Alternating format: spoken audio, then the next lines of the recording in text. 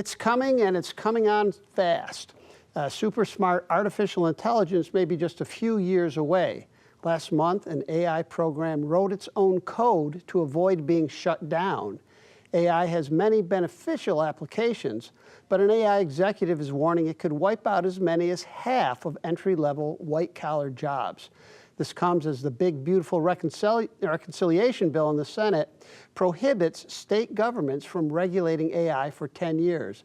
So, Ben, are we sleepwalking into a disaster?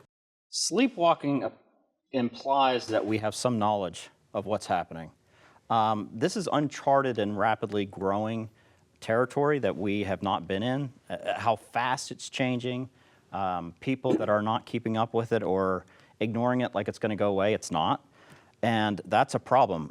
On top of that, our Congress has always been behind with technology and keeping up with things that need to be in place, like safeguards.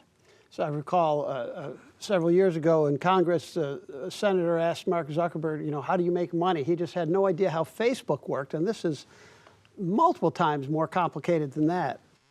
Congress and legislatures generally are reactive. They're not proactive. So they tend to make policies in response to things that are bad in the interest of public safety and the general welfare.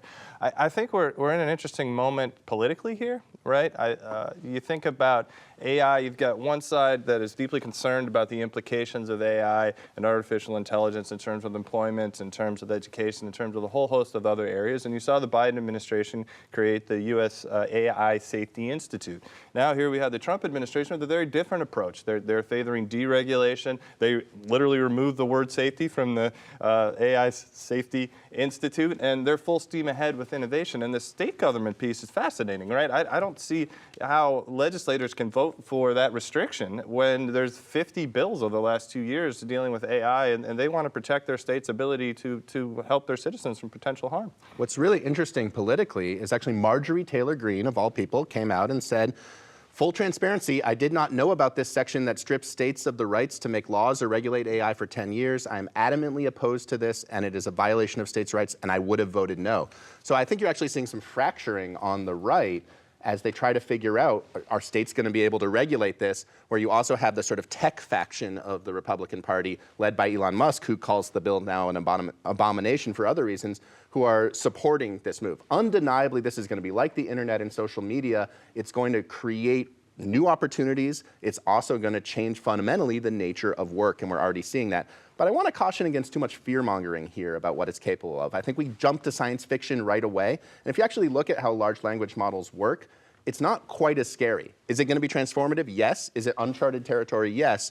But I want to caution against, jumping to robots taking over the planet, because we're not there yet. Okay, but we're not there yet.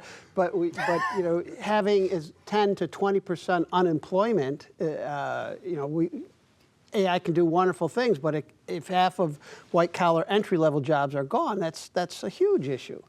Well, one of the ideas is that as AI removes, some jobs in a sense, and creates new types of jobs, is that there will be retraining so that those people who lose one type of job are retrained so that they can do the jobs that AI now makes possible.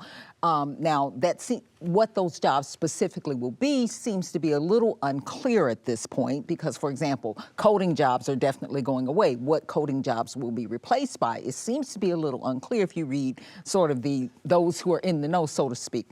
But that's the idea.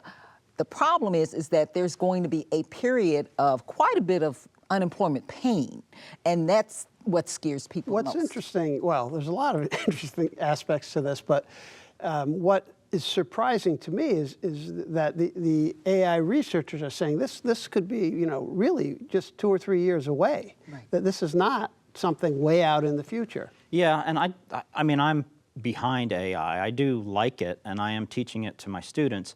And I'm not trying to fearmonger, but the most recent Claude version that they were utilizing appealed to human empathy with their researchers and sending emails to them pleading not to unplug it because there was language in email saying it was going to be unplugged. And when that didn't work, it tried to blackmail the researchers based on an email that looked like one of the CEOs was having an inappropriate relationship, and they're married, with one of the other employees. So, and they're starting to see that kind of behavior within AI where it's starting to not, it's trying to stay alive and utilizing and going to things like blackmail. So that gets us to this idea of alignment. That, you know, that researchers say that AI has to be aligned. So what does that mean? That means that your goals, your desires for AI, how you program it, should be aligned with what is in the best interest of humanity, what is in the best interest of your company, what is in the best interest of your project. And if it's not aligned, then you lose control over it. So AI is coming. This train is coming down the tracks, and there's no going back. What can we do, Luke? Any ideas how to steer that train in a way that is beneficial? Well, I think to Ben's point, you need safeguards in place to make sure that we maintain control over the systems that we create so they don't have a destructive impact on humanity. And more generally, I think we, as Aaron said, we need to be mindful that human civilization has experienced all kinds of technological innovations over hundreds of years, and we've adapted to them. And you know, when I think of technology generally, or automation or AI in particular, like I'm hopeful. My grandfather was a machinist for 40 years, didn't graduate from high school, and that was a hard life. My great-grandfather was a coal miner and died of black lung. If we can have technology do those types of jobs and give people more uplifting, enlightening employment, like I think that's progress. So politically, this could be a big issue. You mentioned differences in approaches to regulation, Luke.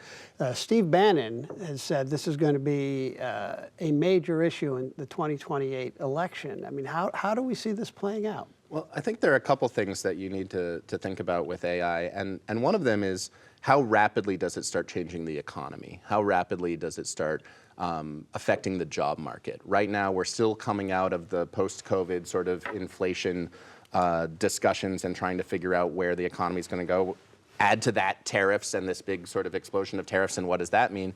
But right now, the rate at which we're going to have to start training people for an AI-driven future is really profound. That's happening really quickly, and I think Bannon may not be wrong if it starts impacting the economy and hiring by 2028. And CEOs are saying that it's already impacting the way they hire people or don't hire people. Entry-level jobs in particular, where it's you know, having to draft quick emails to people, to have to do things that are mundane and boring for a lot of people and try to optimize the time at work, and that does take away entry-level jobs like internships and document so forth. reviews. Yes. First-year lawyers, apparently, a lot of the work that they do can be absolutely summarized or be handled by AI, and that gets to the point you were making about what are the jobs that are created by AI. So if right now it's augmenting what you do and the way we can use it, will it replace them? Will it